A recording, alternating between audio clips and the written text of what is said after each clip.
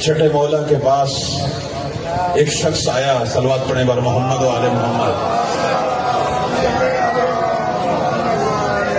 اس نے کہا کہ ہمارے اندر بھی بڑی تڑپ ہے قائم کا زمانہ دیکھنے کی، تو ہم کیا کریں؟ اب یہ وفاتی میں بھی ہے، ہماری احادیث کی کتابوں میں بھی ہے، میں اپنے بچے اور جوانوں کے لیے کہہ رہا ہوں۔ میرے مولا نے فرمایا جو شخص 40 دن دعائے عہد کی تلاوت کرے، دعائے عہد موجود ہے، آپ موبائل پہ سرچ کریں، آج کل تو مسئلہ ہی نہیں، ساری چیزیں اللہ نے پہنچا دی، ساری چیزیں پہنچا دی۔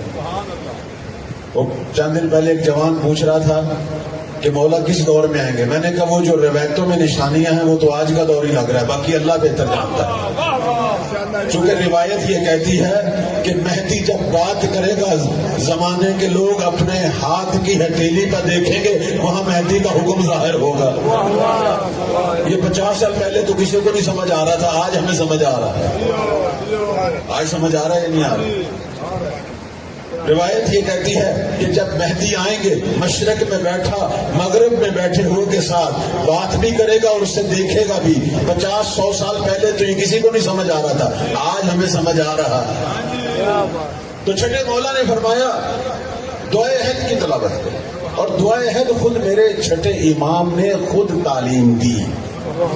اس دعا کی تعلیم دینے والے ہمارے اپنے چھٹے مولا ہیں، اور فرمایا کہ جس کے دل میں یہ تڑپ ہے کہ وہ اس الہی لشکر کہ جس کا امام مہدی ہوگا اس لشکر میں شامل ہو، اور مہدی کی رکاب میں شہادت کا فخر جو ہے وہ اپنے مقدر میں لے، اس فخر شہادت تک پہنچے۔ فرمایا اس دعا کی 40 دن تلاوت کرو، 40 دن۔ اور اس کا طریقہ کیا ہے؟ صبح کی نماز کے بعد مفاتیح الجنان کھول لو، ورنہ اپنے موبائل میں نیٹ سے دعائے عہد کھول لو۔